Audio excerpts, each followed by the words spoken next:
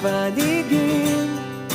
Kung bawat tao ay puno ng pag-ibig, napapawi ang bighati.